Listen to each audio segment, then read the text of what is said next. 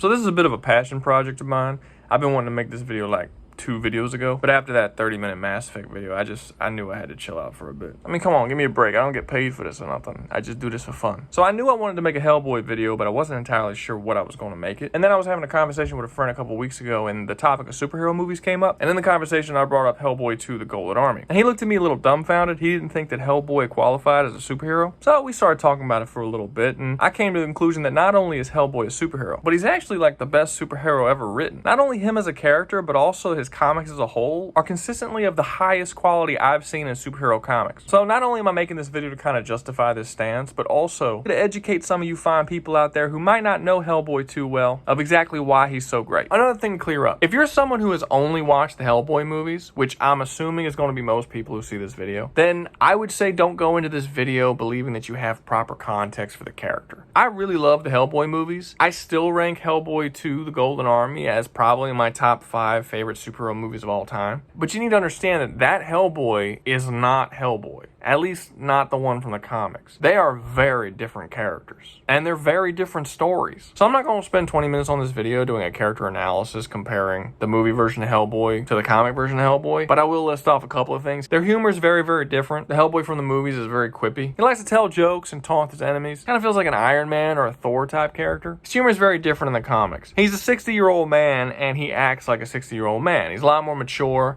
His humor is very dry, he's very sarcastic. He doesn't quip during fights. In fact, when enemies talk, he thinks it's weird that they're talking while they're fighting. In fact, the whole tone of the stories are completely different. Movies are very lighthearted action movies with some comedy thrown in. The comics are way more horror. They're very heavily inspired by folklore and H.P. Lovecraft, and it bleeds into every aspect of the comic. The artwork is very dark and dreary, and even Hellboy himself looks like some sort of evil monster. Oh, here's one that annoys me. For some reason, all the movies, both the Guillermo del Toro and the reboot, seem to enjoy giving Hellboy daddy issues. I don't understand this. They both make him like a giant kid, like he's obsessed with getting his father's approval, which is really weird because Hellboy never really had a dad in the comics. There is a guy in the comics, but he dies in like the first issue of the comic. He wasn't Hellboy's dad, he was Hellboy's boss. There is one line that he says where he says he was the closest thing I had to a father, but it's not supposed to be taken literally. The line is supposed to show how sad it is that that's the closest person he has to a dad, just some guy who gave him his missions. And when he died, Hellboy didn't mourn him or anything. It wasn't an emotional moment. Hellboy doesn't really have anybody in the comics. He develops his relationships over the course of the story and sort of finds his place in the world. At the beginning, he's essentially just a weapon owned by the government. And like I said, he's a 60-year-old man. Why is he so immature and childish in these movies? Why does he have daddy issues? Even if Professor Broom was his dad, he should not still be vying for his dad's attention at 60 years old. He's got his own shit to be worrying about. This one always baffled me. Another example of his immaturity in the movies is they like to make him a hothead. He's very, very quick to anger and pretty quick to violence. And he's usually viewed as some sort of big brute. Again, that's not the case. He's very wise in the comics. He's considered the world's greatest paranormal investigator. He's a very intelligent person. He doesn't actually like fighting, and he does what he can to avoid combat. He fights people when he absolutely has to, but he doesn't hurt anybody who's not hurting other people. He's not constantly mouthing off or being an asshole. His job is to protect people, find threats, and deal with them. At no point does he ever revel in the violence that he's committing against other demons. He just does it because it's a job and it needs to be done. Okay, one more before we move on. Both the Guillermo del Toro and the reboot have this weird thing where he questions whether or not he's doing the right thing by fighting the demons. And while it's true that Hellboy's identity is an important part of the comic, at no point does he question whether or not it's the right thing to do to kill the demons. His issues with his identity is the fact that he himself is a demon, and that is a problem that he faces. But this idea in the movies where he's killing his own kind and he questions whether or not he should side with the humans or side with the demons, that's not a part of the comics. The demons are evil. They kill a lot of people. At no point does Hellboy ever question whether or not he should side with the demons over the human beings. He was desired to bring the apocalypse by his father, and it is prophesied that he will do this, but at no point does he ever seriously consider it like he does in the movies. Like, the issue is that all the enemies are really upset that he's not going to do it. In 7 volumes, I don't remember a single instance of him actually questioning that he might do it at some point. but he does in all the movies. It's weird. He's not the type of character to like question his humanity and his goodness. Hellboy is a legitimately good person. He's wise, he's kind, he's honorable. Anyway, kind of a tangent. Let's get to the real point of the video. So for one, let's get that initial argument off the table of Hellboy not being a superhero. To be honest, it never crossed my mind that people would think that Hellboy wasn't a superhero. But I did some Googling and yeah, apparently this is something that people actually are kind of iffy about. There's a large number of people that straight up don't consider Hellboy a superhero. But I don't really see how you could think that. Just what exactly about him makes him not a superhero? I mean, even his name Hellboy is clearly a reference to superhero naming schemes, like Superboy or Wonder Girl or Batman. He's a benevolent, superpowered character who protects a bunch of innocent people from malicious superpowered characters. So what's the reason you would have to not deem him a superhero? Because he doesn't wear a superhero costume? So is Luke Cage not a superhero? Is it because he doesn't have a superhero name and Hellboy is his real name? So is Doctor Strange not a superhero? Is it because he's a demon who fights other demons? So what, are Spawn and Ghost Rider not superheroes? I mean, hell, for the first couple volumes, he was on a team of other superpowered heroes backed by the government. Does that remind you of anyone? I mean, originally the creator, Mike Mignola, pitched the character to DC to be a part of the DC universe. Would that have made people consider him a superhero if he was a part of the DC universe? I don't know. I don't understand this argument. I don't get it. If y'all have some good arguments for it, please comment below because I would love to know. But to me, Hellboy is a superhero, always has been a superhero, always will be a superhero. And there's no detail you can apply to him to disqualify him from being a superhero that you can't apply to a dozen other superheroes. Okay, so we've established he's a superhero. That moniker stands. Now, why is he the greatest? Well, a couple of reasons. Let's get the more unorthodox ones out of the way first. Authenticity.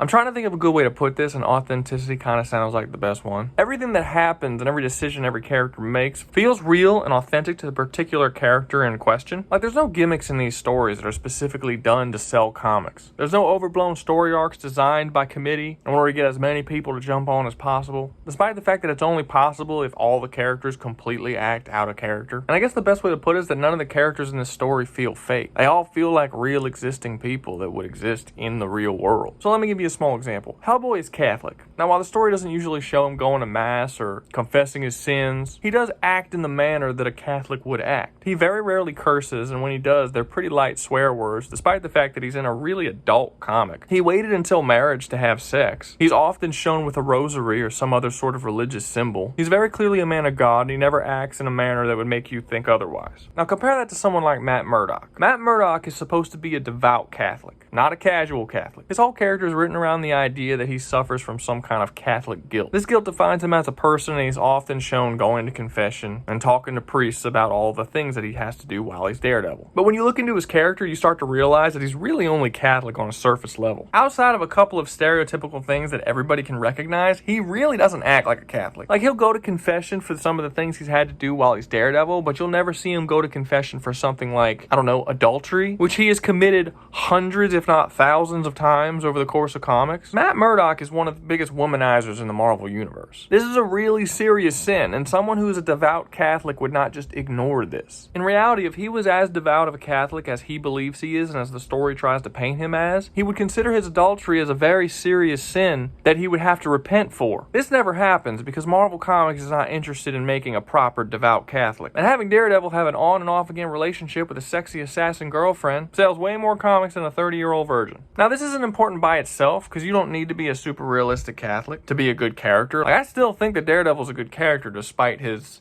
loose interpretation of Catholicism. They're a Hollywood Catholic, just like you can be a Hollywood Buddhist or a Hollywood Muslim or a Hollywood Jew. I mean, yeah, they follow the religion, but only as long as it doesn't stop you from selling whatever medium you're trying to sell. Like, they can never dive too deep into the religious aspects of the character out of fear that the average going audience won't understand or won't care. And you can't dive into the more questionable aspects of the religion that people won't agree with. Like, what would people say if Matt Murdock was suddenly against gay marriage? Which, again, if he was a devout Catholic, he would be. Marvel and DC like to preach diversity, but all their diversity comes from a very liberal mindset. So you really don't get the authenticity that something like Hellboy allows. Don't get me wrong, Hellboy's never going to have a rant against gay marriage. That's not the point. But throughout the whole story, he never does anything that feels like it's a portrayal of his character.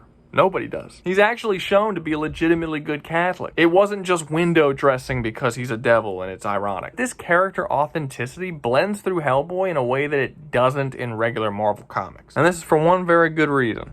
One author. This is a big one. This is one of the biggest ones, actually. Mike Mignola has done the story for Hellboy since the very beginning. He was initially an artist that didn't really trust himself when it came to writing stories. So he got the other guys to actually write the comics while he just made the story. And then little by little, he started fading that guy out and writing more and more. And then he just completely took over. But the story from the very beginning to the very end is his story. All out of his head, written by him. And this is great for a couple of reasons. One, the quality of the storytelling is extremely consistent. Because you don't have all these different writers cycling through, Hellboy always feels like the same person. You don't get one writer coming in for 5 years and writing a character in a completely different way than he's ever been written before. And then after those 5 years, you get another writer come in and then they write him in a totally different way. The character just seems like they're suffering from schizophrenia or something. Every couple of years, they got a totally new personality and make completely different decisions. The art style is constantly shifting and changing. And then you get the constant retcons and reboots because one author will do something that another author doesn't like and doesn't want to deal with, so he just reverts it back to the way it was. I always said the best way to read a DC or a Marvel comic is to pick one arc and then read that arc. It's not good to read it from the very first issue to the very last, because reading it like that is total trash. I mean, go back to the very first issue of Amazing Spider-Man and then start reading all the way to Amazing Spider-Man number 500, and this story's just damn right nonsensical. This doesn't happen with Hellboy. Ever. Hellboy doesn't have retcons. If a character dies in Hellboy, they stay dead for the whole story. If a character gets severely messed up, like blinded or lose a limb, well, guess what? They're blind now, or they lost that limb. That's it. Now in the movies, how Hellboy worked for the BPRD, that government agency that went after monsters. Yeah, in the comic, that only lasts for like the first 2 volumes, then he quits. After that, he's never a part of the BPRD again. He never sees Liz Sherman or Abe Sapien ever again. Those relationships are done. That whole job title is done. The entire feel of the comic changes at that point. And this happens multiple times. One point in the comic, Hellboy makes a sacrifice and goes to hell. And he's in hell for the rest of the story, all the way up until it ends. That's a permanent decision that's made. There's no going back on it. When something happens to Hellboy and his character grows or changes in some way, that growing and that changing is permanent. That's something that just straight up does not exist in Marvel and DC comics. Marvel and DC have callbacks to things that have happened before. Hellboy has setup and payoff. That's the best they can do. They can't have setup and payoff because one writer can't set up for another writer because they don't know what the next writer is going to do. In Hellboy, there's foreshadowing, there is setup, and there is payoff. And there's long-standing storylines that reach an endpoint after years and years and years. Shit feels like One Piece sometimes. It's absolutely fantastic.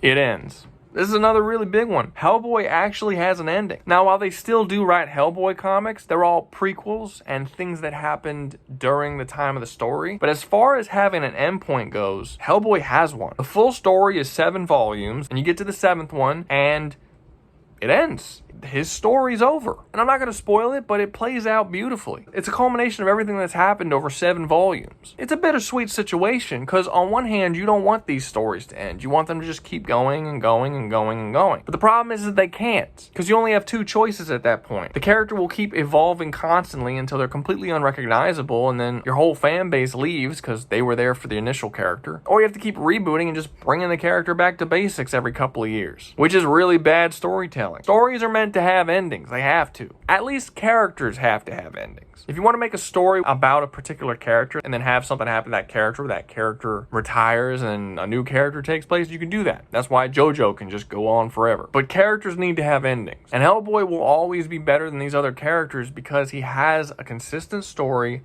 with a true ending to his character arc. Now, so far in the video, I haven't actually given my reasons as to why Hellboy is the greatest superhero comic book of all time. I've really just given reasons as to why it's better than Marvel and DC. But anybody who reads comics knows that Marvel and DC are not the end-all, be-all of comics in terms of quality. There are tons of great comics outside of them that do all the same stuff that I've listed in this video as being positive. So what is it that makes Hellboy better than things like Invincible, Kick-Ass, Savage Dragon, Judge Dredd, etc.? Because if you're thinking that the things that I've said so far aren't enough alone to put it at that top tier of comic books that I'm claiming that it is, you'd be right. The story, characters, and art would still have to reach a level of quality beyond all these other stories. And I'm happy to report that Hellboy absolutely does. For one, the characters and world that Mike Mignola created here is unlike anything you'll see anywhere else. It's dark and unsettling without being depressing. It's filled with a whole slew of fantastic villains and side characters with mature writing. Reading through this comic doesn't really feel like a superhero comic. Each of the stories feel more like a myth or a legend being passed down about this one hero. hero. They're told in the same vein as a story that would be about Hercules or Odysseus or Beowulf, like legends that transcend their time period. There's nothing in this comic that dates it. The comic's written in a way that makes it feel timeless. There's no slang or dialogue that dates it, no allusions to any particular politics of the day. Reading just one story out of these 7 volumes makes it feel like something out of an Edgar Allan Poe short horror story. But reading all 7 volumes together, it becomes this great tale of good versus evil, with one man having to stand up against insurmountable odds. It's a story of heroism, self-sacrifice, identity, love, responsibility, kindness. It has more in common with the Lord of the Rings novels as this grand epic that spans over several decades than it does anything out of, say, a Spider-Man comic. You read a Superman comic that comes out today, 60 years from now, and you'll be able to tell exactly when it came out. The stories in the Hellboy universe you can read 100, 200, 300 years from now, and it will still resonate with people because the stories are about fundamental human ideas that will always be fundamental human ideas. Mignola truly created an experience like no other, and Hellboy is absolutely the gold standard for American comics. There's a lot of things about manga that I truly enjoy, but it always rubs me the wrong way when someone says that we need to look to manga to see how American comics can be better. I'm sorry, but this is nonsense. We have quality American comics right here, and there's a style and level of quality that are all their own that manga has not and cannot replicate in the same way. There are things that manga does that American comics just cannot do, but at the same time, American comics excel at things that manga never will. We don't need to change American comics to be more like manga, but we needed to demand quality from our comics and not ignore absolutely fantastic stories that are right in front of our faces. Anyway, I hope you guys enjoyed the video. That's all from me today. Y'all remember to like, subscribe, and y'all stay safe out there, you hear?